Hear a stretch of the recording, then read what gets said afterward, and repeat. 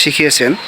হযরত আম্মা জান আয়েশা সিদ্দিকা রাদিয়াল্লাহু তাআলা আনহা উনি রাসূল সাল্লাল্লাহু আলাইহি ওয়াসাল্লামকে জিজ্ঞাসা করছিলেন যে আমি যদি লাইলাতুল কদর পেয়ে যাই তখন আমি কি দোয়া করব। তখন রাসূলুল্লাহ সাল্লাল্লাহু আলাইহি ওয়াসাল্লাম তাকে এই দোয়া শিখিয়েছিলেন। আমরা দোয়াটা মুখস্থ করে নিই। দোয়াটা হলো এই, আল্লাহুম্মা ইন্নাকা আফুউন তুহিব্বুল আফওয়া ফাআফু আন্নি। আমি আবারও বলি, আল্লাহুম্মা ইন্নাকা আফুউন তুহিব্বুল আফওয়া ফাআফু আন্নি।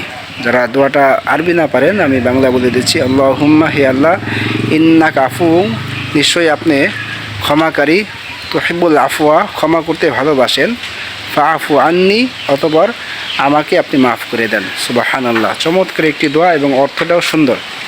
আমরা আরবি না পারলে এই দোয়া বলবো যে আল্লাহ আপনি ক্ষমাকারী, আপনি ক্ষমা করতে ভালোবাসেন, অতএব আপনি আমাকে মাফ করে দেন। এই দোয়াটা আমরা আজকে বেজর রাত আজকে থেকে ইনশাআল্লাহ শুরু করব নামাজের পরে।